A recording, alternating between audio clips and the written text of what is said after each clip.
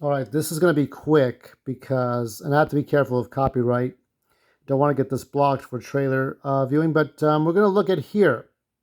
Now, of course, Tom Hanks has his own problems, including the second coming of the Catholic Church Confessions. I'm sure, but that's going to be the end of this decade. I'm sure. Wait a few years. That'll be a whole other topic.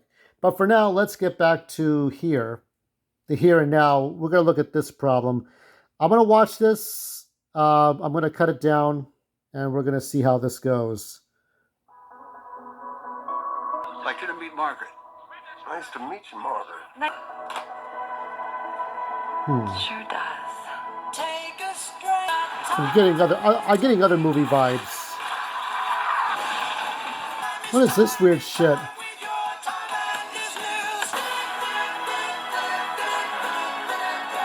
Right here is where, like, you could spend the rest of the night here.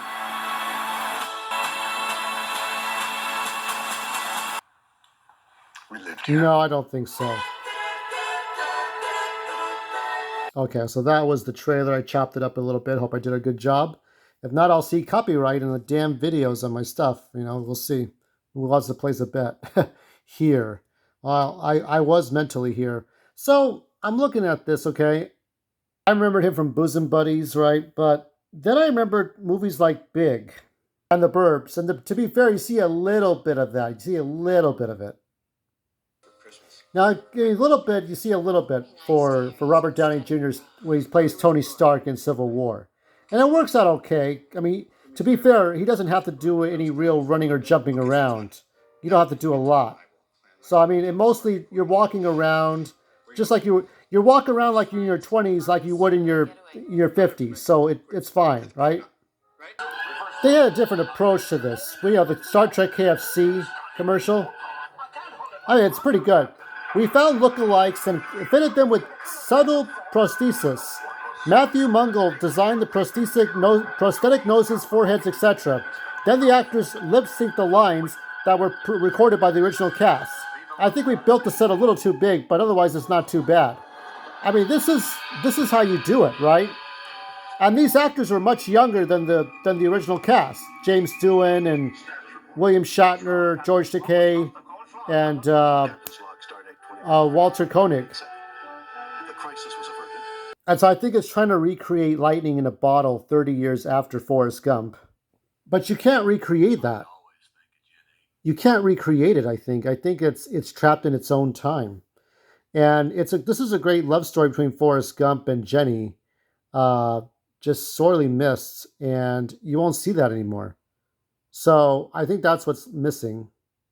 And some of it kind of reminded me of, what is it? A Beautiful Mind with Jennifer Connelly and Russell Crowe. And in real life, the professor and his wife died in a car accident. That's what I was thinking about when I saw Tom Hanks as an old man.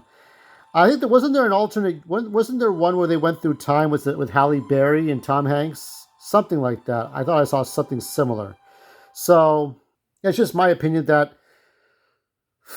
I think there's a lot more work that needs to be done before we can ever accept it. But I think that if you had younger people who you could make to look like the actors, and the actors just threw their voices in there in post-production, I think that would have been a lot better. Just my opinion.